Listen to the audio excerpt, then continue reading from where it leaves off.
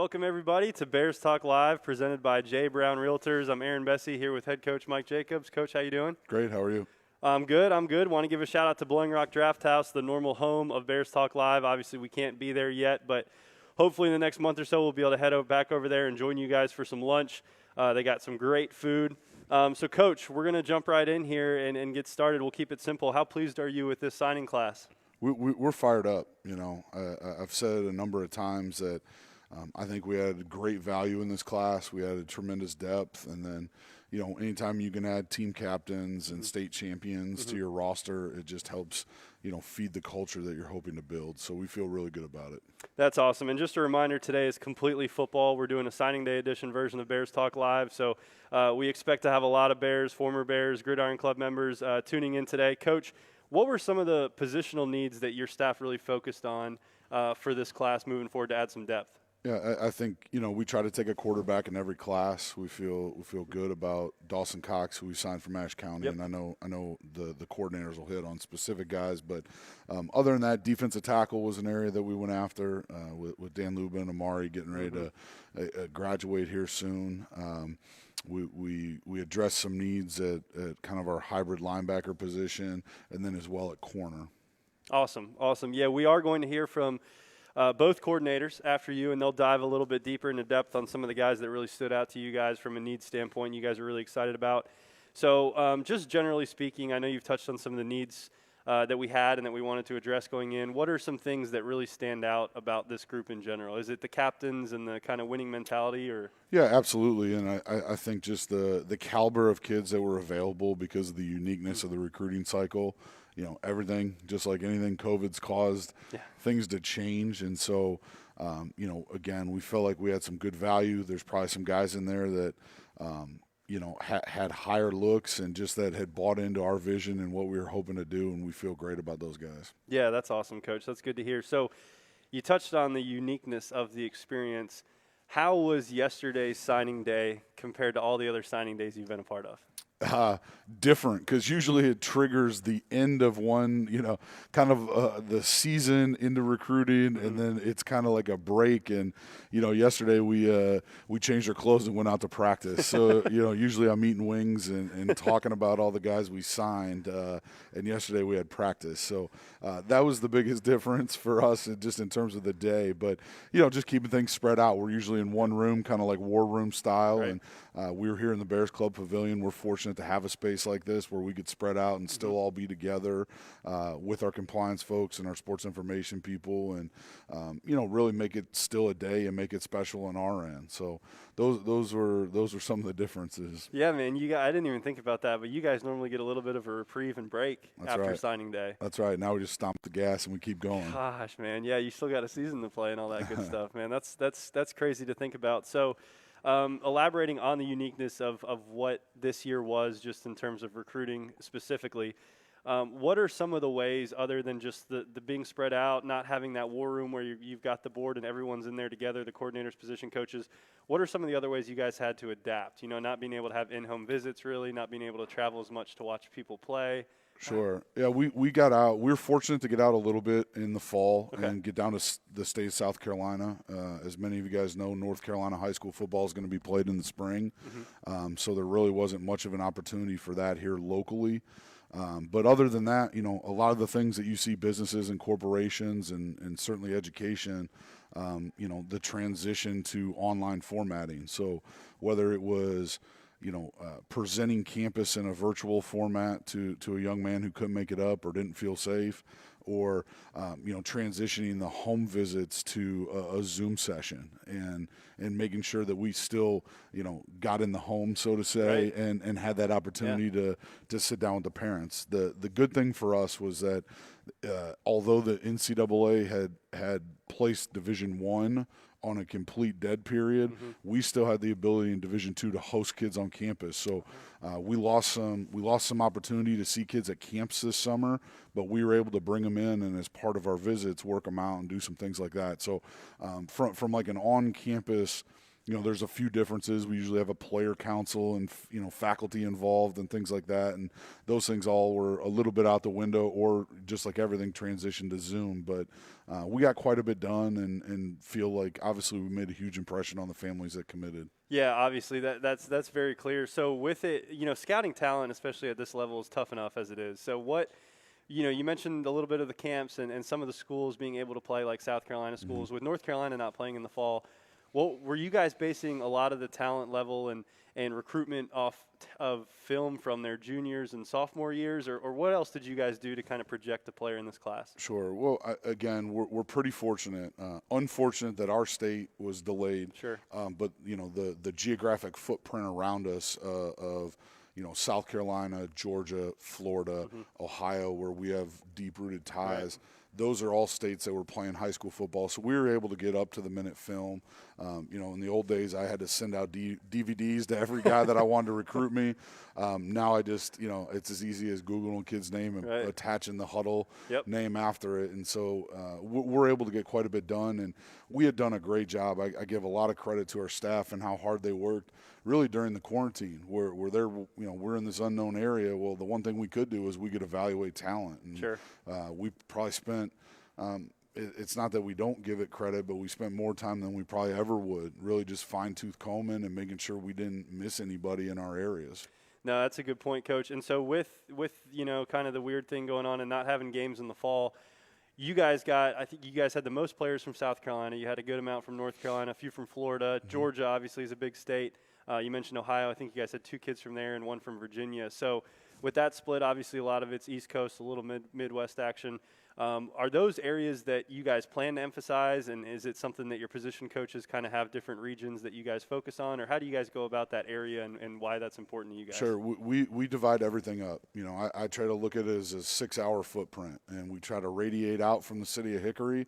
You want to take care of your backyard first, and for us, South Carolina is an area we needed to do a better job in. There's really strong high school football that's 2-3 hours away that, they can easily get up here to either see games or see campus. And, we did make that an emphasis. Georgia's always been really good to us. And again, Virginia and Ohio are areas that we have ties that we've recruited significantly before. And so, that's how we target. Each coach is set aside for certain geographic regions. We all have some local areas to the best of our ability. And then, they're in charge. That we tell them to own their area. They got to know everything about. We can't miss on anybody. We at least got to know who they are. And then it's kind of up to us to choose whether they fit LR or not. No doubt. We are fortunate to be in the area we are, like you touched on. What is it about, kind of a side note here, what is it about South Carolina, Georgia, and Florida specifically that make it such a hotbed for football talent? I think the caliber of the high school coaches, they're football guys. So, if you go down to any of those states, and North Carolina included in that, we have tremendous high school coaches in this state. And, one of our own, Trent Loman's the head coach at East Surrey. He's a state champion. And there's tons of former Bears that are in high school football. But the caliber of coaching that they're getting at the high school level makes them ready to compete early at the college level. Definitely. So another question that we've talked on briefly before, but is obviously something that all of our coaches are having to deal with, namely you guys as it pertains to fan interest. But how will the spring season and everybody getting that extra year of eligibility, how will that impact numbers on this class? Are you guys still looking to add a few more? Or we definitely will. I think it's important that we have some spots available for our in-state kids that haven't had the opportunity. There's going to be kids that are playing high school football in the spring that, maybe they sat behind a kid that went to a Power 5 school, and this is their opportunity and their only opportunity, and they're going to need a place to go and a home. And, we want to be able to provide our in-state kids with some of those opportunities and chances here at LR. So we'll add a few more to round things out, but, yesterday was certainly the core of what we're going to do and who we're going to be this year. Gotcha, but you guys aren't done yet, it sounds like. No, we'll still be chipping away at it. Awesome, that's fantastic. And then jumping over into spring football before we dive a little bit deeper into the recruits with the coordinators, give us an update. I know this will be 5 practices now at the end of this week. How's the team looking compared to last week? Energy picking up, people getting a little more excited now that we're only about a month away from that first game. Yeah, the energy's been really good, and I've really tried to harp on the approach of our kids that, this isn't a shortened season. These are extra games, right? Like they've given you the ability to come back and not lose eligibility. So don't look at this like we've lost something. Look at it as you've gained an extra 5 games to play. And, if you put things in that positive mindset and you come to work every day and, we got a lot to get done. We're a new staff and, we're fortunate to get through all of our fall practices. That was a huge help in what we're doing. And now it's just about refining the things that we installed in October and carrying it over into what we hope is a really successful spring season. Yeah, I know we're all excited about it, Coach. And I'm not going to give you a Cars Plus joke today. We do want to give a shout out to Cars Plus Lenoir for being such a great sponsor. But because of all the signing day content we got to get to, we're going to let you go, Coach Jacobs, and bring on offensive coordinator Anthony Soto right after this break. What does unlimited mean to you? At Carolina West Wireless, it means unlimited media, unlimited fun, and unlimited access to our nationwide high-speed network. Sign up today for an unlimited data plan and pay just $35 per month per line for 4 lines. And we'll include hotspot and big-time savings on a new smartphone. Take $350 off the revolutionary new Samsung Galaxy S20 and get more out of your unlimited. Expect more, get more. Only from Carolina West Wireless.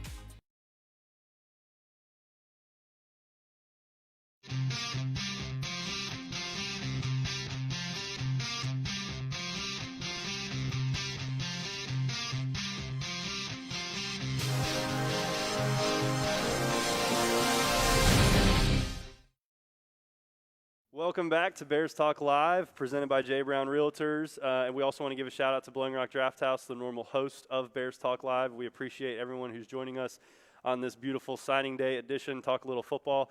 We're here with offensive coordinator Anthony Soto. Coach Soto, welcome to the show. Thanks for having me. Yeah, man, excited to have you on here. Excited to talk a little offense. Defense wins championships. I know Coach Brown's next, but plug how important the offense is really at the end of the day. In the day, you got to score more points than the opponent to win. So, defense is definitely important, but you got to score points on the offensive side too. I agree. And did you know you're statistically the smallest offensive line coach in the country? I think that's probably pretty accurate. Yep.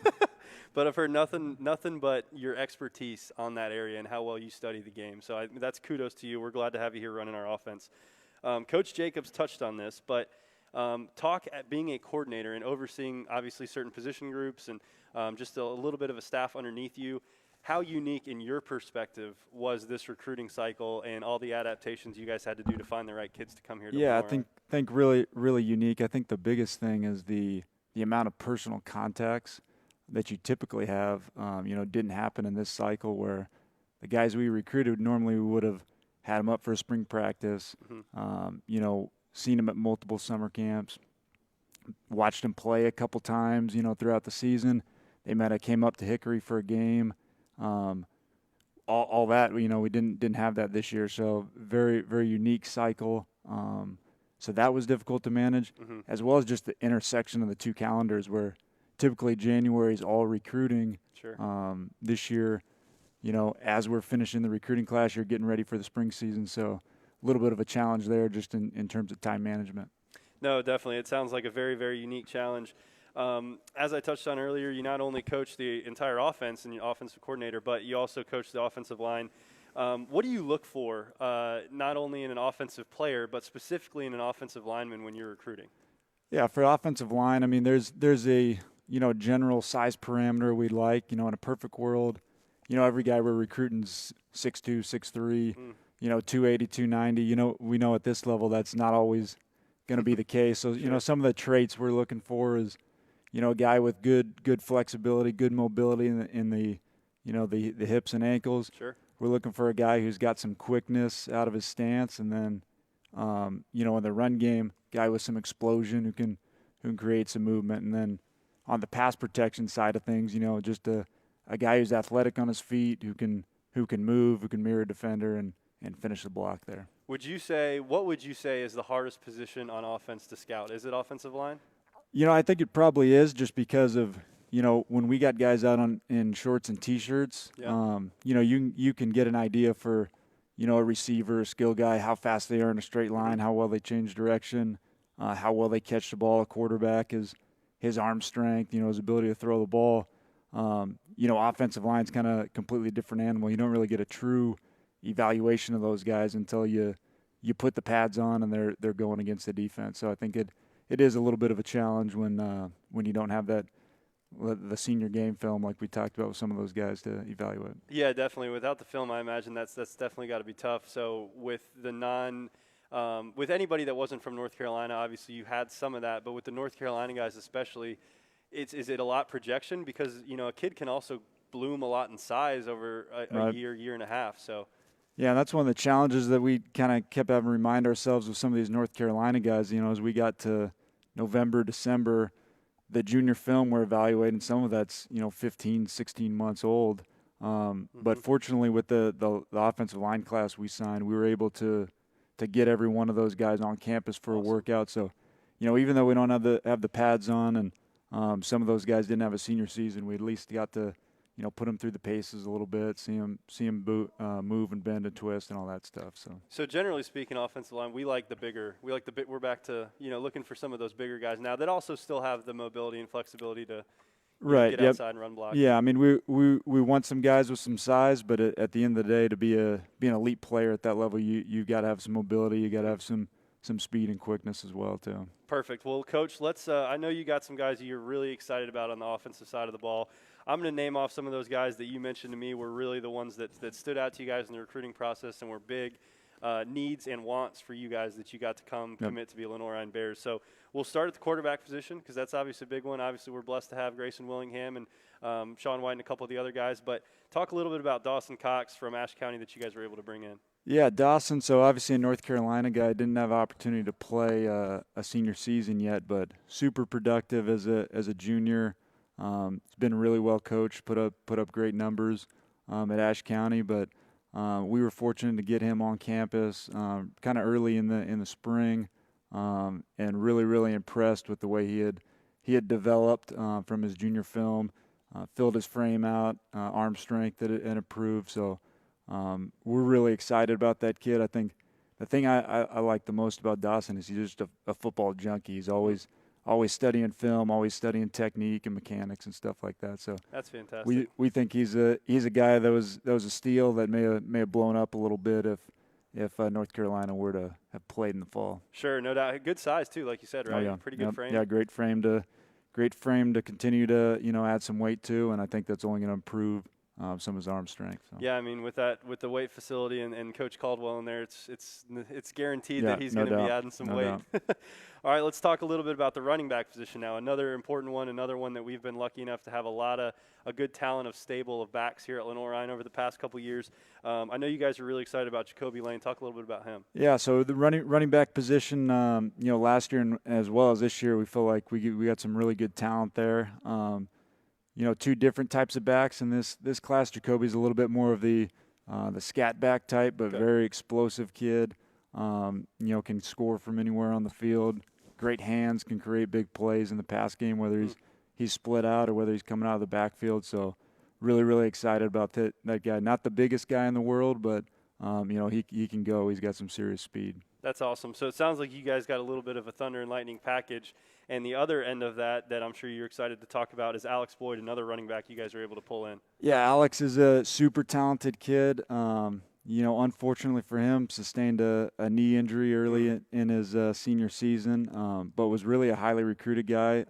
Number of Division I offers, and some of those fell through due to his injuries. So we feel like we really got a steal there. Again, he's a bigger type back, but still has the speed to go the distance. So that combination paired with what we have right now, we feel pretty good about that position. Yeah, that's exciting to have some talent at the skill positions. The last skill position guy that we'll talk about is a wide receiver, Songa Yates. Talk a little bit about him and how excited you guys are to have him here. Yeah, so Songa transferred to Vance in Charlotte from North Mech. Okay. So really looking forward to see what that kid can do this year in that program, playing in that system.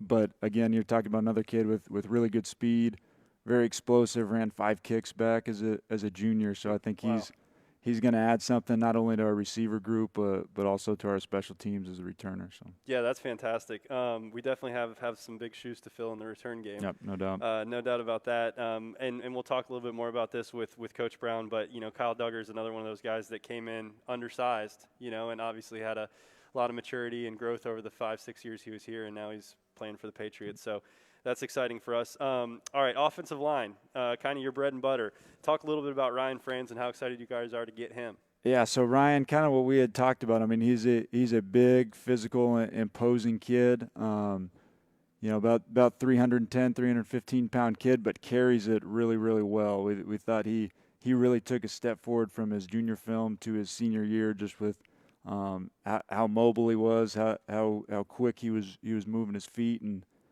we had him up in January for a workout, and really, really impressed us just with his ability to move at that size. Was really impressive. So really excited about that kid. Think he's got a lot of upside and going to be a great addition to that room. Excited to watch him bang around in the trenches for sure here at Lenoir-Rhyne. And then let's round it out.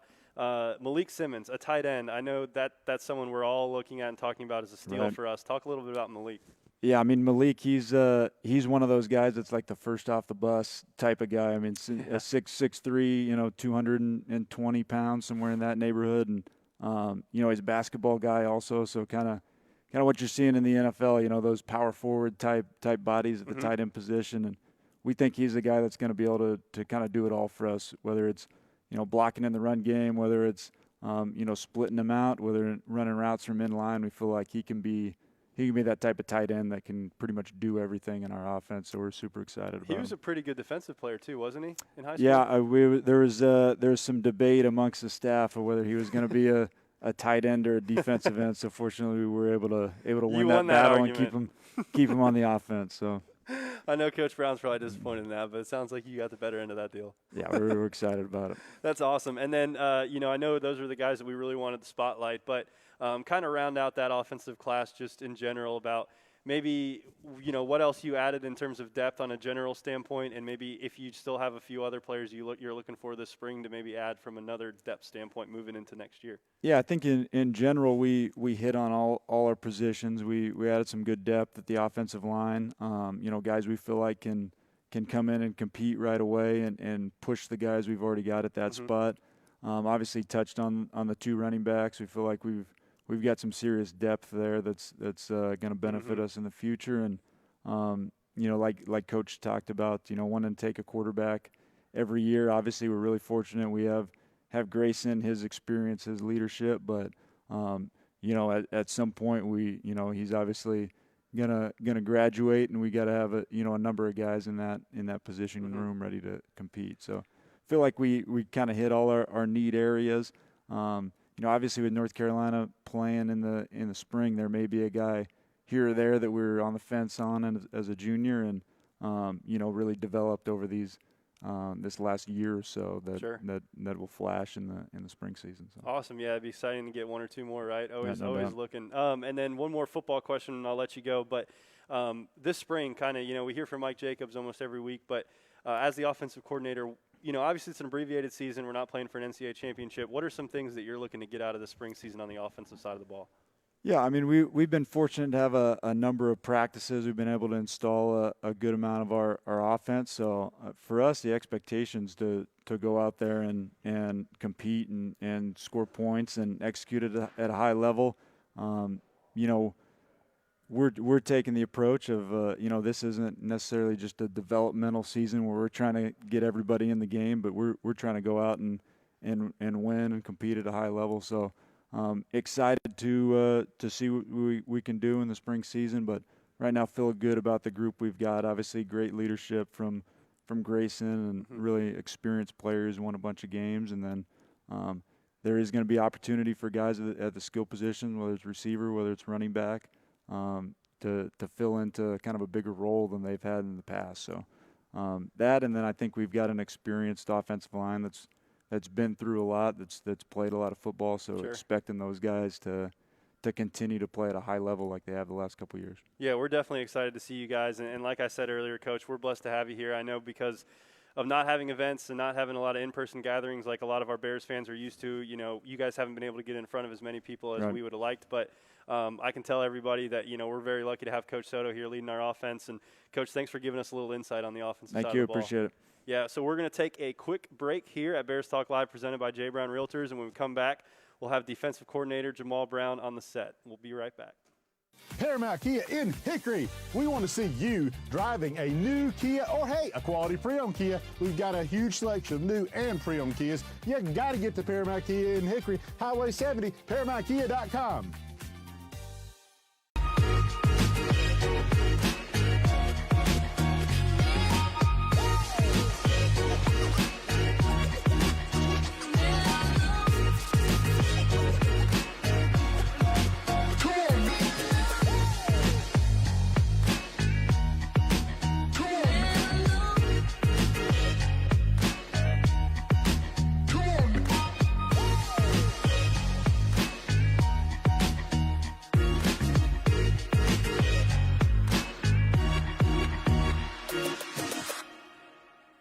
Welcome back to Bears Talk Live, presented by J. Brown Realtors. Again, want to give a shout-out to Blowing Rock Draft House, the normal host of Bears Talk Live. We appreciate their support.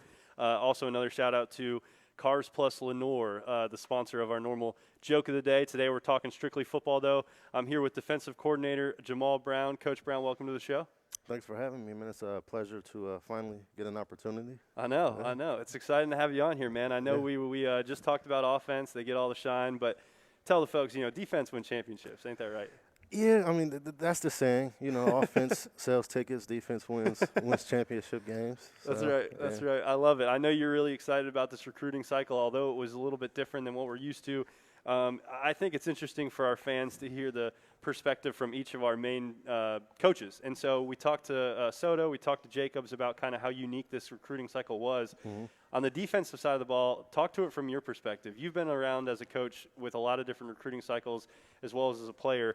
What was so different about this year, and how did you adapt on the defensive side? Well, obviously with COVID happening, it made things really difficult. If you go back to last year, in the summertime, you typically get a chance to go out in May and get to high schools, get to see kids in person. You get to see spring ball in the South. And then once you get to the summertime, you usually get to go to camps. You get to see kids around 40s, do different drills, and move around. But, with COVID, you lost the opportunity to do that. So you had to resort to doing a lot of things virtually, and then you had to kind of adapt a little bit. And, we were fortunate here at LR that we were able to adapt and do some things a little bit differently, all while keeping ourselves safe and our community safe with getting kids to campus in small groups and still being able to see kids move around, and do those things that you would typically be able to see during camp that you didn't get to see. So, that was the big difference for us. As an evaluator, you want to be able to see the game film, but you also want to see the kid move around in person and make sure that the two match, that they go together. So what are, obviously Coach Soto with the offensive line, what are some of the areas of emphasis in your mind in terms of where you have the most relatability on the defensive side of the ball, or is it top to bottom? Well, it's really top to bottom, and as a coordinator, I got to see the whole picture. But we really place an emphasis on, winning games up front, man. So the defensive line usually takes the priority in terms of, the guys that you're looking at and, how much of an emphasis is being put on those guys. But, I can relate as well to the linebacker position and the DB position, being a former defensive back, having a really good eye to, pick out, guys that are good at that level, whether it's at the corner position or the safety position as well. Yeah, because it's kind of a general question, and it might be everywhere, but we have a lot of big shoes to fill in a lot of different areas. Obviously defensive line, we got some people coming back, but they've only got a year left. Linebackers, we lost some key people in Sherrod and Clayton and others. And obviously in the defensive backfield, you lose a guy like Kyle, Ivan Milk, a couple other guys that were back there. What was the emphasis and needs area for you guys on the defensive side of the ball in this class? Well, we tried to complement what we did last year in recruiting. In last year's recruiting class, we were able to bring in some really good edge rushers at the defensive end spot, and then we were able to bring in 4 really good linebackers, guys at that second level that can be in the box and that can be physical and run sideline to sideline. And then we were able to bring in 3 safeties last year that we feel pretty good about.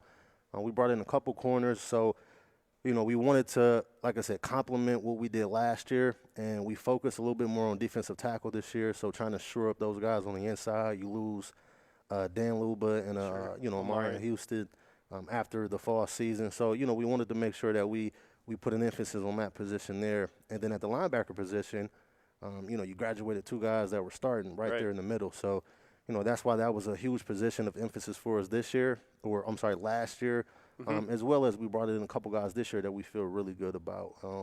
And then, you know, at the corner position, you know, we wanted to make sure that we found a guy that we felt really good about, who can go out and cover, you know, who showed the ability to be athletic and, you know, kind of just be a playmaker. Yeah, definitely. And I didn't even mention Daquan Artis, who, I mean, won a whole bunch of awards too. So, I mean, that's a lot of big shoes to fill on the defensive side of the ball. It is. But let's talk a little bit about some of the guys you're excited about in this class. I'll mention them, and then you can kind of tell us why you guys were so excited about them and how we maybe got them as a steal. But let's start at that linebacker position that I know you are very familiar with and put a big emphasis on, especially after losing the 2 guys that we just talked about. So talk a little bit about Xavier Hill for us.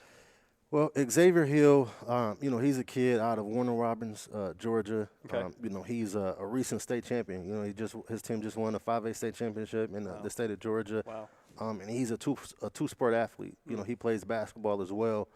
You know, I'm super excited about this kid because of his size and his athletic ability. You know, if you look at his film, you see a 6 foot, 200-pound, 10-pound kid playing corner, right? And that's hard to do. And as you watch his film, you know, he moves around fairly well to be a corner. And, you know, we were able to get him to campus and get him on a visit. And, you know, just having that athletic ability, you know, he shows the physicality, he shows the movement skills, being able to run sideline to sideline. But, you know, having that athletic ability at the second level allows you to do a lot as a defense. You know, you got to be able to defend so many different things that an offense will throw at you. Sure. You know, having a guy that can do it all really helps you out a lot. Yeah, I mean, being a linebacker and having you know, developing a little bit of size in that weight room with Coach Caldwell, being able to kind of plug the holes, but also having experience covering people. I mean, he can probably match up with any tight end we'll see all year. Exactly, and not only tight ends, but, you know, I feel pretty confident that,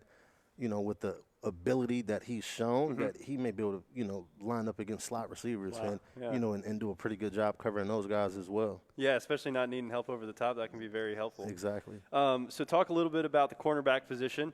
KJ Makins, talk a little bit about how excited you guys are to get him to come be a Bear. Yeah, so KJ is another kid that is a really good athlete, man. He played a little bit of receiver and corner at the high school level. You know, really good kid out of South Carolina. Okay. You know, when you look at his film, you see a kid that is just smooth. The way he moves, he's one of the most patient DBs that I've ever seen on film in terms of, you know, he's not quick to open his hips. He doesn't, you know, rush to get out of his pedal. You know, he's really good in that way. You know, and like I said, playing receiver, he has those natural ball skills that you look for when you recruit a defensive back. And then, you know, on top of the coverage ability, he also has the ability to tackle and be physical. So, you know, you want guys that can cover, but you want guys that aren't afraid to tackle as well, right? If you want to be a great tackling defense, you got to recruit guys that show the ability to tackle. At every position, right? Right, and he's shown the ability to do all of the above, really. So we're really excited about him and what he can bring to the table for us. Do you think it's part of with him, with KJ, do you think it's something that you see a really high level of confidence in terms of the fact that he's not jumping to make rash decisions in coverage, or that he's not afraid to go up and tackle a fullback or a running back or a tight end coming out of the slot? You know, is that kind of what you see with him? Yeah, it's confidence in not only his ability, but confidence in, you know, his knowledge and understanding of the game. You know, if you sit down in a meeting and you talk to the kid, he's very knowledgeable about the game of football. He's very knowledgeable about his position. So when you know what you're doing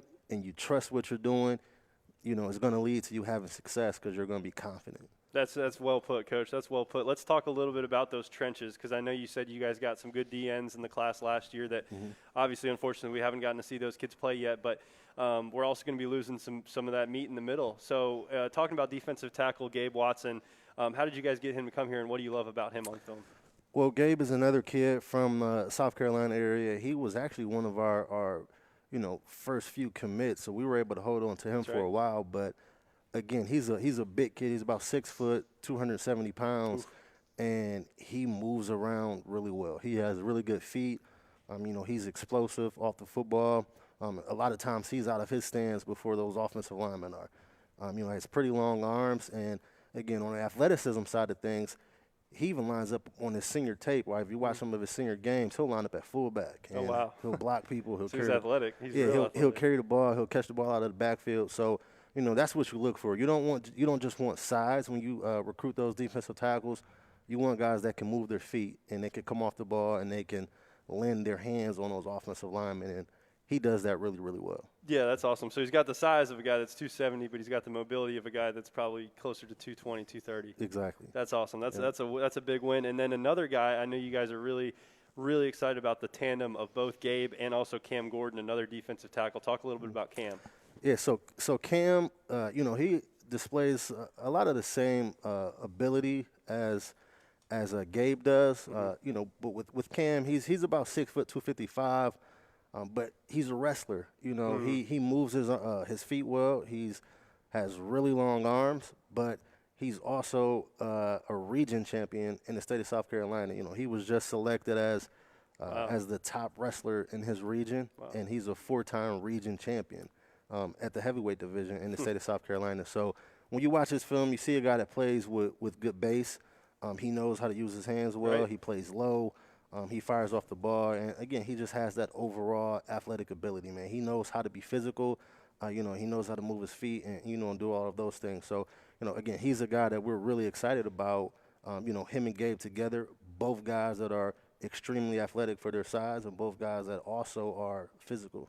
Yeah, no, having that 1-2 punch in this class in the defensive tackle area, along with those edge rushers you guys got last year. I mean, that's ideally the future of the defensive line here at LR. So that's exciting. Yes, it is, definitely. Very exciting. So I know those were the 4 guys you really wanted to spotlight. Talk a little bit about, like we did with Coach Soto, just in general terms, the rest of the defensive class. Were there a couple other positions that you thought you have some guys that maybe will provide some depth and hopefully be able to contribute a little bit down the road as they develop a little bit more? How was the rest of the class? Yeah, across the board, I thought we did a really good job at filling this class out. We're bringing in another linebacker. DJ Hutcherson, Yep. He's from South Carolina as well, same high school as Ryan Frans. He does a really good job, man. He's a physical kid as well. Andrew from Pickens High School, he's coming in as a safety hybrid type guy, but he's a kid who on film he plays quarterback, he plays receiver, he's playing safety. He does a little bit of everything. So across the board. In addition to the guys that we've highlighted, you have a couple other guys up front at the defensive end position, Joshua Davis out of Fletcher High School in Jacksonville. All right, you have a couple guys at the linebacker position. And then, like I mentioned, in the secondary as well, you have a couple guys who've shown the ability to do a lot of different things at the high school level. And I think all of those guys have the ability to come in and contribute, whether it be on special teams right away or – pushing some other guys for some playing time on the defensive side of the ball. Yeah, that's what you want. You want competition, right? I mean, that's how much does on the defensive side of the ball specifically? I know we've got a lot of offensive star power. You talk about Grayson, Derek, a lot of those guys. But on the defensive side of the ball, being able to promote just, the Kyle Duggar situation, which I know we talk about a lot, but, it's a pretty cool thing that's happened here. But also having guys like Jaquan and Sherrod and Clayton and those guys get in the spotlight. Dan currently on the team, Amari. How does that help you in recruiting when you're able to go to these different places that maybe these kids have heard of Lenoir-Rhyne or know a little bit Lenoir-Rhyne and the winning tradition that we're trying to develop here? Yeah, there hasn't been very many coaches or high schools that I've gone into or coaches that I've talked to on the phone, whether it be on the phone or via Zoom, that aren't familiar with Lenoir-Rhyne. So that definitely helps to have coaches who know about the program, who know about the recent success of the program, and they're able to kind of relay that stuff to some of their players. But having the success that we've had, with all the individual success, it definitely helps with the kids as well. And we try to do a good job at pushing that information. Letting these kids know, hey, doesn't matter if you're a defensive tackle, if you're a defensive end, if you line up and you do your job, right, you're going to have the potential, the ability to have some success and gain some of those, postseason awards and all of the other recognition. Definitely. I couldn't agree more. I think it's a great recruiting tool for you guys, good marketing tool, I guess you could say. What are some of the things that you're looking for in the spring season in terms of North Carolina? Are you, like the offensive side of the ball, going to try to maybe add a couple more kids depending on how the class looks this spring, I guess you could say? Yeah, definitely. There's still some room left, and I think with the state of North Carolina just now, getting to the point where they're playing high school football is going to be huge for us. I mean, you're going to get the ability to see these kids play their senior season, and hopefully, get the opportunity to add a few more pieces. I think it's a unique situation, to have high school football season, in the spring.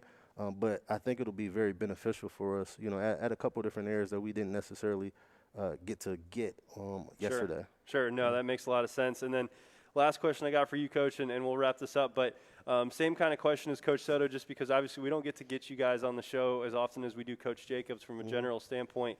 What are you looking for this spring? Obviously, you guys are competitive. I know that about y'all. Y'all want to win every time we suit up, whether it's for an NCAA championship or not. But on the defensive side of the ball specifically, what are some things you're going to really look for this spring as an emphasis area? It all starts for me with effort and our guys' ability to run to the football. We're replacing some key pieces from last year's team, or I guess almost 2 seasons ago now.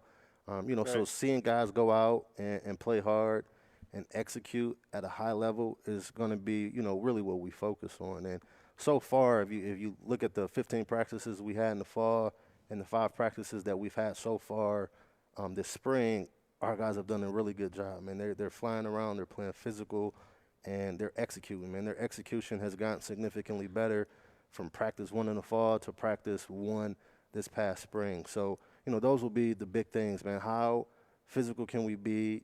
Our guys going to play with great effort, every play. And so far, we've done that. Through 20 practices, we've played with great effort. We've run to the football, and we've done all those things. And I think those are the ingredients you need to have a successful defense, right?